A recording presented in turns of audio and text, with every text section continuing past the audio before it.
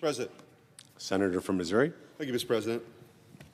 There's a phrase that gets tossed around a lot these days, suicidal empathy.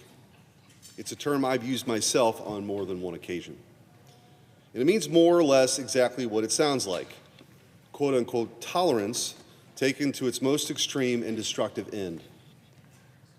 This is not the classic Republican tolerance you find in the Federalist Papers or in the writings of George Washington and Thomas Jefferson. It's a tolerance of anything and everything, which overpowers all reason and undermines all distinctions between right and wrong, good and evil, order and anarchy. It's an attitude summed up by the famous slogan of the French student radicals in 1968, "It is forbidden to forbid." That's what the phrase suicidal empathy is meant to describe. We open our borders and import millions of unvetted refugees because we can't bear to turn a single asylum seeker away. We empty out our prisons because we just can't stomach the thought of keeping anyone behind bars. We let violent criminals off with a slap on the wrist because we see them as victims of socioeconomic conditions beyond their control. We turn a blind eye to rioters who loot, steal, and burn their way through our city streets because a riot is just the language of the unheard. But as I watch what's happening in the cities like Minneapolis, and I listen to the pundits and politicians on the left openly cheer on the agents of chaos, I'm increasingly convinced that suicidal empathy is not the right description of the disease that afflicts our body politic today. I think that phrase is actually far too generous. These radicals on the streets of Minneapolis and their comrades in cities like Los Angeles, Chicago, and Portland are not driven by empathy in any meaningful sense of the term. These are not bleeding heart humanitarians paralyzed by an overwhelming concern for the welfare of mankind. Quite the opposite. Their sphere of moral concern is vanishingly small, and it is reserved exclusively for those who can be used as instruments for their political goals. They don't care about what is just. They just care about what is useful. They wield the language of decency and compassion as a political weapon. If this was about empathy, they would have wept with the parents of Jocelyn Nungary, the 12-year-old girl who was kidnapped, raped, and murdered by 2 illegal aliens in 2024. If this was about compassion, they would have mourned for the 5 young children of Rachel Morin, an American mother who was ambushed, raped, and murdered by an illegal alien on a hiking trail in Maryland in 2023. If this was about justice, their hearts would have broken for the family of Laken Riley, the 22-year-old nursing student in Georgia who was brutally murdered while out for a jog nearly 2 years ago to this day, beaten and strangled to death by a Venezuelan illegal because she fought back when he tried to rape her.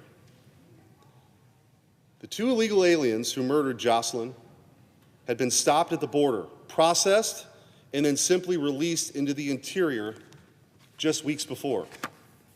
The illegal alien who murdered Rachel was a fugitive with a warrant out for his arrest for the murder of a different woman back home in El Salvador. He had been deported 3 times in that year alone, only to waltz back in across our open border. The monster who murdered Laken had been illegally released into our country under the Biden administration's humanitarian parole program. He had been arrested in New York for endangering a child and released.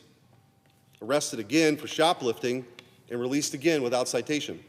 Time and time again, the people in power in this country were given the chance to stop him, as if God himself was begging them to do something. Time and time again, they refused. And now, another American family will have to live the rest of their lives with the pain most of us cannot even begin to comprehend. These are stories that most of the people on my side of the aisle know.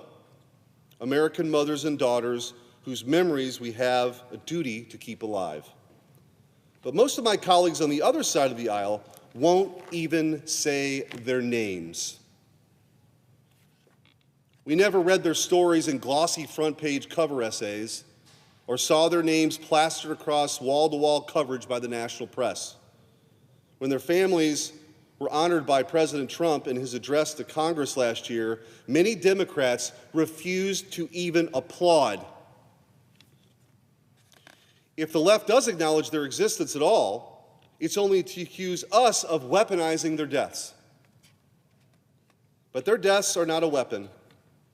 They are a fact, a bitter and unshakable reality, a stubborn reminder of the gruesome trail of American victims that mass immigration has left in its wake. And they are not alone. For every Lake and Riley, there are thousands of Americans whose names have never been spoken, whose stories have never been told, whose loved ones have suffered in silence. There was the 14-year-old girl in Louisiana who was brutally raped at knife point by an illegal alien from Honduras, and the man he stabbed in the face during an armed robbery, just months after being released into the country by the Biden administration in 2023. There was the 16-year-old cheerleader in a small town in Texas who was found dead in a bathtub by her own mother that same year, stabbed to death by an illegal alien from Mexico. There was Travis Wolf, a 12-year-old boy from my home state of Missouri, who was killed in 2024 by an illegal alien from Honduras who slammed into his family's car while driving drunk. There was Kayla Hamilton, a 20-year-old autistic woman who was tied up, raped, and murdered in her own home in Maryland in July of 2022. Her murderer, a 16-year-old known MS-13 gang member, had been processed and released into the country despite his criminal record and gang ties. After he murdered Kayla, he left her on the floor and he went to Target with his half-brother to spend the $6 he stole from her. And then, because he was a minor, the Biden HHS proceeded to place him in a group home with other children and enrolled him in a local public high school without telling the high school that he was the prime suspect in that murder case. Where were the angry protests on the streets for the American daughters like Kayla? Where were the general strikes and school walkouts and tearful TV monologues for American sons like Travis? Where were CNN and MSNBC? Where were the New York Times and the Washington Post? Where were the armies of journalists and camera crews to tell their stories, to interview their grieving parents, to regale us all the stories about their kindness and their decency and their innocence? Where were Chuck Schumer and Hakeem Jeffries? Where were Barack Obama and Hillary Clinton? Where were the morally righteous speeches on the floors of Congress, the indignant press releases, the red carpet celebrity cameos? Where was the campaign to shut down the entire federal government on their behalf? These questions answer themselves. So you know what? Spare me. To the media, the pundits, and the talking heads, to the protesters on the streets and their political friends here in the halls of power, we know who you are. We know what you care about. It's not humanity or empathy or compassion. It is raw power. And we know what you do with that power. And we've seen what you do with that power. The empty chair at the Riley family dinner table is the cost of what we paid for your power. And it's our patriotic duty to ensure you never get close to power again. Let me say this also to my friends and colleagues in my party. Don't give these people an inch. Don't fall for their moral blackmail. Don't let them negotiate or squirm their way into killing the president's mass deportation agenda. The American people support it. Don't let them talk you into believing that this is about justice. That's not what they care about. You know what I care about? I care about Americans. I care about the people who are risking their lives in the freezing cold to enforce our laws, rather than the ones who are hell-bent on breaking it.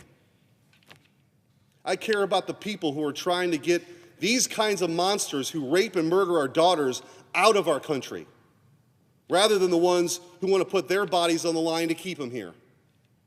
I care about the thousands of federal agents who have been targets of malicious, coordinated doxing campaigns that explicitly and intentionally are designed to put them and their loved ones in danger. The ICE officer in Minnesota who opened his voicemail to hear a caller tell him, "I hope your wife dies. I hope you get hit by a bus and you're paralyzed and your wife leaves you."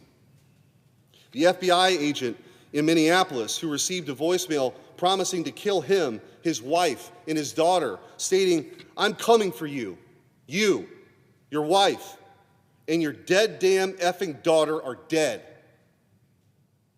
After his personal information was stolen from government vehicles last month. The numerous ICE officers whose wives have received calls telling them that their families will be killed. The ICE agent in Los Angeles who was followed home and doxxed by stalkers who live-streamed his address and urged their followers to come to his house.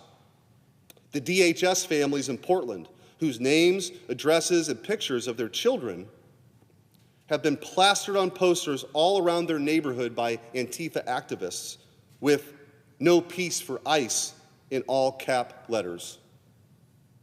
I care about the federal agents in Maine, Florida, Los Angeles, Portland, and countless other places who've been surrounded, boxed in, and run over by American protesters and illegal aliens alike seeking to use their cars as deadly weapons.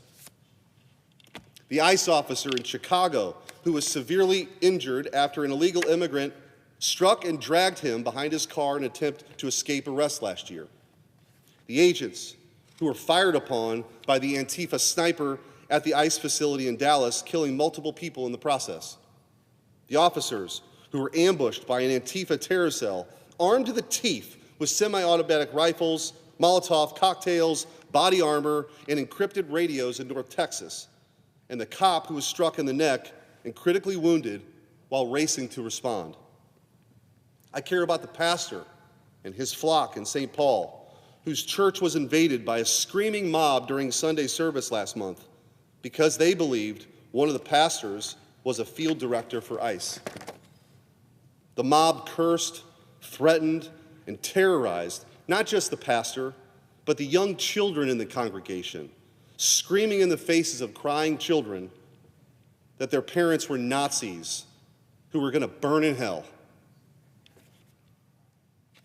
They blocked the stairs to the child care area so that the parents couldn't reach their kids.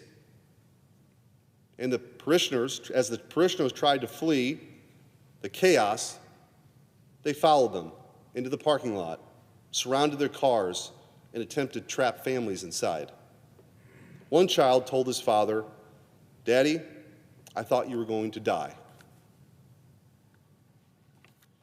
And when the ringleader of this invasion was arrested, Mayor Jacob Fry called for her to be immediately released and said that it was a gross abuse of power that she had ever been arrested in the first place. These are the kinds of people who want to lecture us about morality. There's a war on immigration enforcement right now in our country. There's a war on the rule of law itself. It is the mobocratic spirit that Lincoln spoke of in 1838.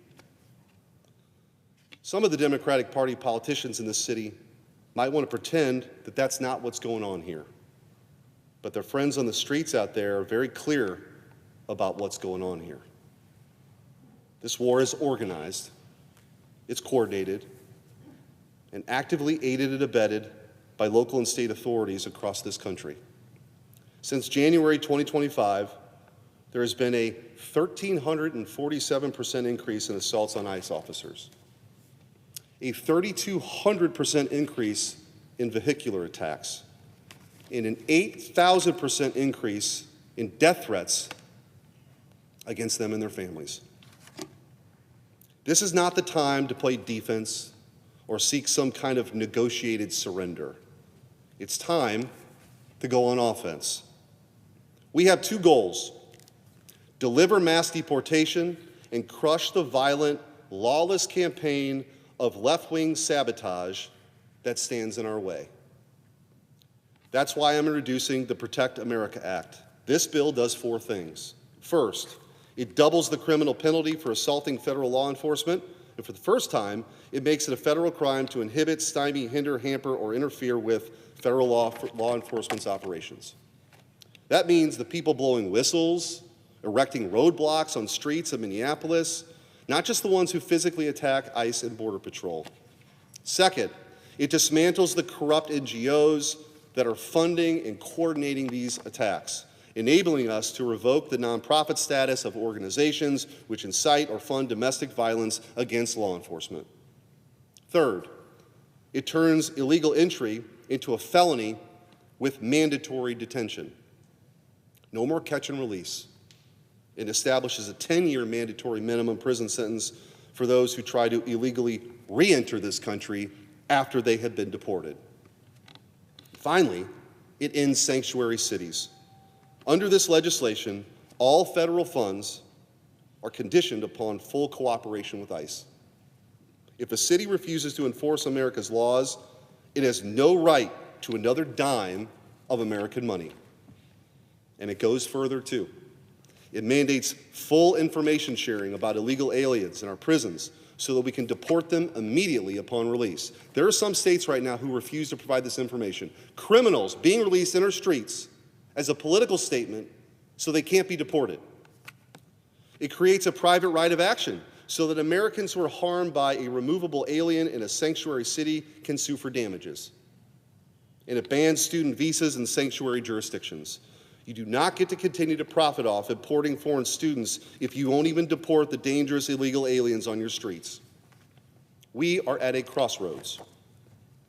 We can surrender our country to mass migration, or we can steel our spines, plant our feet, and fight to defend our home. I've made my choice. I urge my colleagues to make theirs. Thank you, Mr. President.